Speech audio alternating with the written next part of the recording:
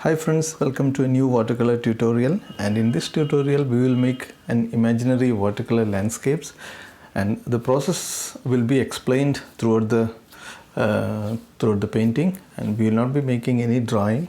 We will be using sort of a monochromatic colors, and the entire process, my thought process, will be explained during the video. Hi friends, I am Vanidas Mangathil, and let us learn watercolors together. If you haven't subscribed to my channel, please do subscribe and press the bell notification. So without further ado, let us get into the video.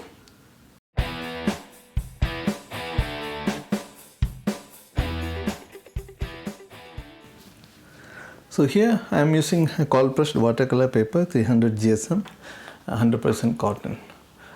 I am starting with a thorough wash with clean water, and then I am applying a pale grayish, warm grayish color. So the color that I have mixed are Paynes gray and a touch of burnt sienna. Okay, so I am darkening some of this area. I am applying slightly darker versions at the top of it so that we get a feel of some cloud. Okay, so here to make it dark, I have added a little bit of cerulean blue to the mix. So for the darker colors, what I have used are Paynes gray, a touch of burnt sienna, and touch of cerulean blue. I am using a 2-inch flat brush, synthetic brush, and the brand of colors that I am using is called Camel, which is an Indian brand watercolors. You can use any watercolor. So here I am using kind of a warm grayish color tone as a whole, and I am not planning to use much of vibrant colors. I haven't yet fully decided on that, but I am starting with such a color scheme. I am sort of making foreign foliages, and we have to see what kind of additional things we have to make. Okay, I am deliberately leaving some white areas in between so that I think that it can create some interest. So I am constantly evaluating and developing the around the horizon area, and at this point I somehow feel that I get a feeling that it's a large body of water at the bottom, and it's a large water body, and probably I will retain it that way. So we will make it a small sky and a large spread of water body there, and around the edge of water body I am making little darker washes so that there is a deep edge between the land and the water body. There is a cut. The land is sharply going down, and the water body begins. So that is a sort of idea that I am getting. To get it darker, what I am doing is I am again mixing cerulean, a touch of cerulean blue, then Paynes gray and burnt sienna, and I am also mixing some touch of orange. Okay, some touch of orange just for the color variation, because I wanted some signs of some touches of warmer orangish color at the top. Yeah, just for a color variation. But I don't want it to make it very bright colors. So it's a kind of a reddish orange touches somewhere here and there. And I don't want to make it too much detailed. It's a kind of suggestions. If you look at just around the center portion at the bottom of the sky, there are some patches you can see. Okay, around the horizon you can find some patches. That is some kind of some damage which was already there on the paper. So that was not visible until I made it wet. So some kind of patches, and I hope these visible lines, patches will go unnoticed once it is dry. And splashing some color, because splashing some water, because the splashing water will create some texture. Now what I am looking for is to, rather than keeping the water body as paper white, I wanted to make it slightly sort of grayish so that it can reflect the sky. Okay, because the sky is little grayish, so I don't want to make the water body pure white. So I have applied some pale grayish wash. The gray again is Paynes gray and a touch of burnt sienna and maybe a touch of cerulean blue. Okay, I think the bottom area needs to be darker, so same mix I'm applying at the bottom of the water body, bottom of the paper, and I am kind of making it like a graded wash. Okay, so that we get some sense of depth. I can see some diffused, some colors got diffused at the center of the paper at the horizon, but I will probably leave it as it is. Okay, now the more darker colors. Okay, I'm still using the big brush for these main washes. Okay. In this painting, as so far, I think I have used this 2-inch flat brush and a round natural hair brush, and most likely I will use, if for some details I may use a liner brush, which I haven't yet fully decided. This brush is not actually very good because it is the mixing of colors, the blending of colors is not happening very smooth. But since the paper is wet, I think everything will be okay once it dries. Now we have a good sense of depth, in fact. Okay, so we have good sense of depth, and we don't have any details. I'm really sort of clueless of what kind of details we need to add, but I think on the way we will get some idea. You can see a lot of buckling happening on the paper. If you look at the paper, a lot of bulgings are happening. At some area you will find some sheen on the paper.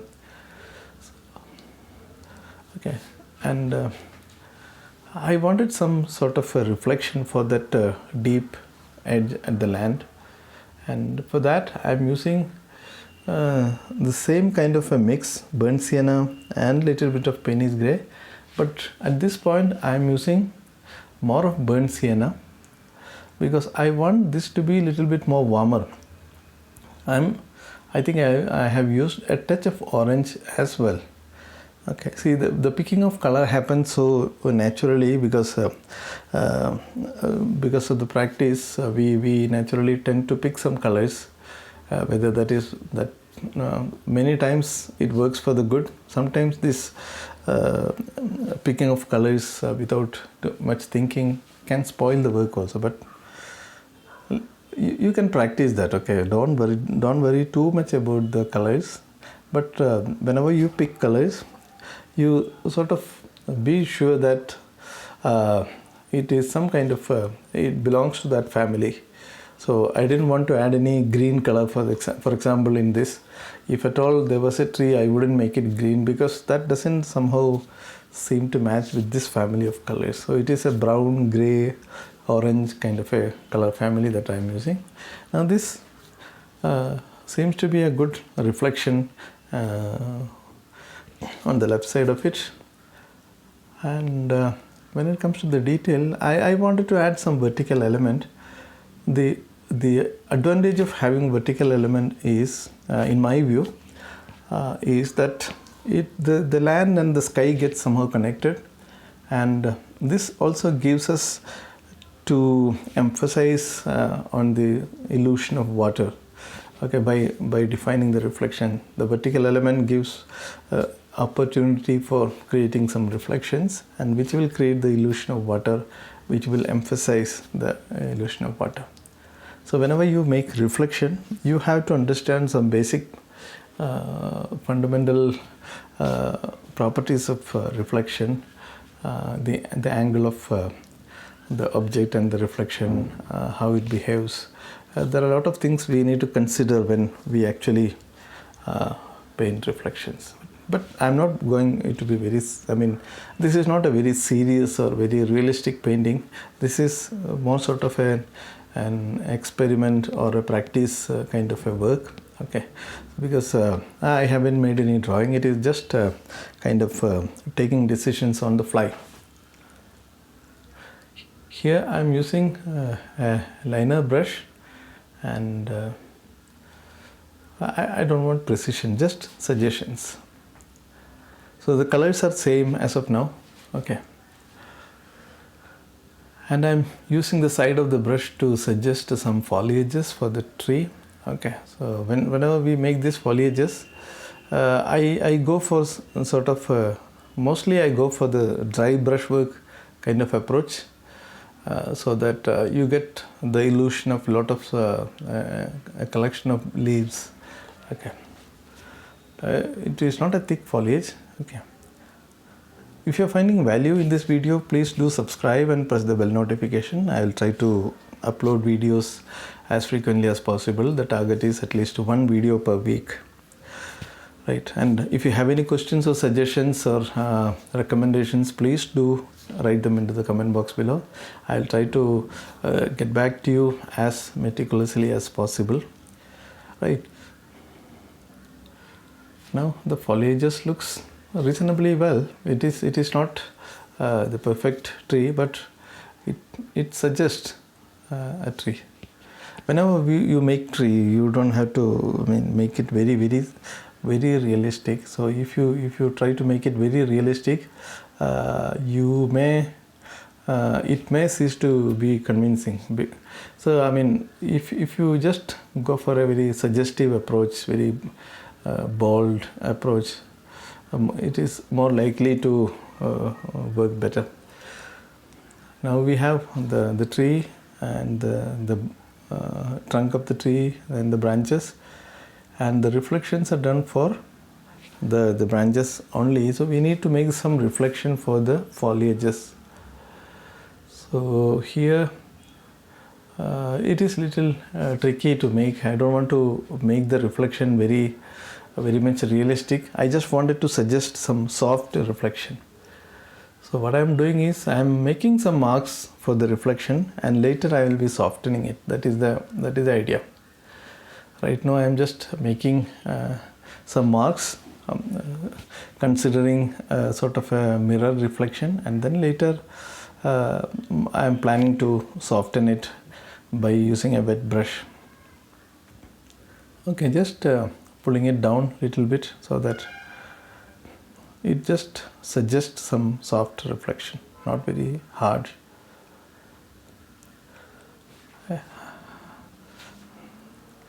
I wouldn't want to make it very perfect.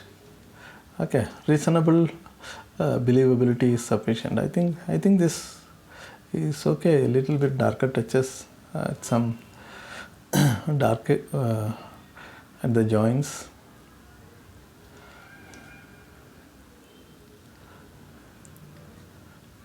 So the brush that I am using is a liner brush or a detail brush, and it's a Chinese calligraphy brush. So you can use any small long brush for this kind of works. I think that's okay.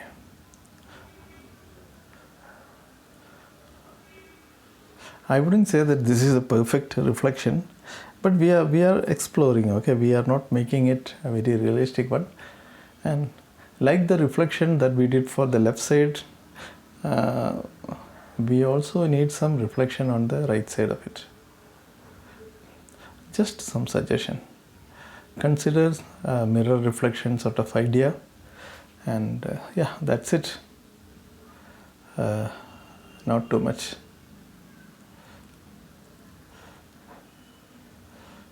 I think I'll spray some water there so that some of these colors will be pulled down. You can see the paper is very much buckled. I have used 300 GSM paper, but since I am using a lot of water, it is buckling, and the size of the paper is A3.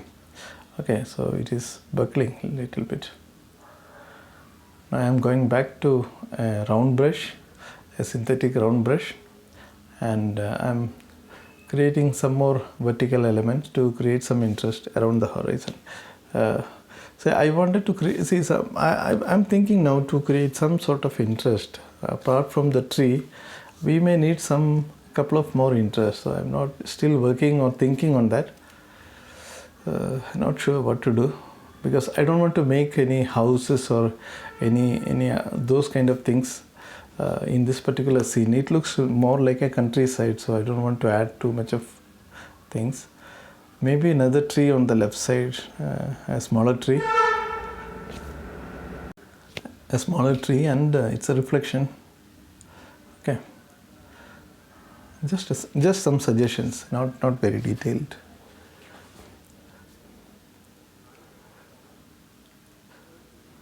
The color is same, burnt sienna, Paynes grey, and a touch of orange some places to make it a little bit more warmer. Some shadows maybe. Okay, I think that tree is sufficient. I'll not do too much, and we need a reflection for that. See, we need to add some reflection, and the reflection is kind of mirror reflection. This seems too much darker. It should match with the reflection that we have defined earlier. That is the idea. So making it little warmer and paler, and sort of a mirror reflection. I think that's reasonably readable, and let us softly merge it to the rest of the reflection that we did already. Okay, I think we are okay with that reflection. Okay.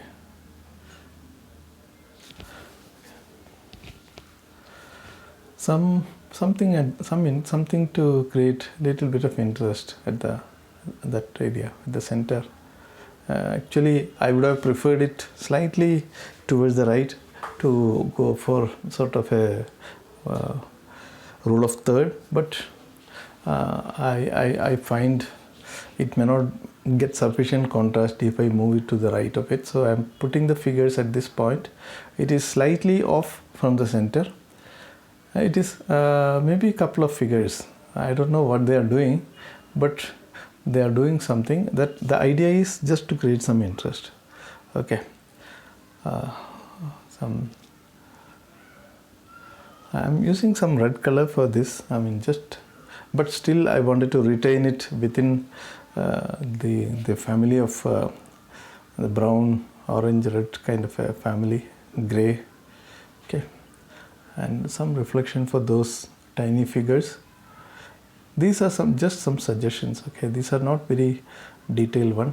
If you look at, you remember there were some unsolicited patches at the beginning when we started the washes, and once the paper is dry, those patches disappeared. Those were some manufacturing defect on the paper, and once the paper dried, it got disappeared mostly. So I just wanted to mention that. I think we are pretty much done with our work. So this, I think it went little darker. I would have gone for slightly lighter tones, but it is too tiny things. I will not be able to correct it. So I will be retaining it the way it is. I think we are done pretty much, and we can mostly treat it as done, and I am signing it now. Okay, so maybe when you are in confusion, better you sign and then treat it as done. Okay, so nothing more to do. We can do a lot of things, but I don't want to do anything more.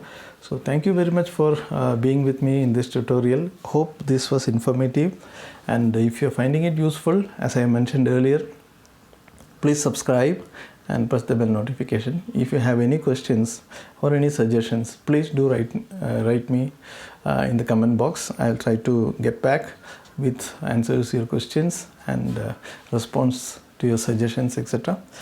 And we'll see you soon with the next tutorial, and happy painting until then.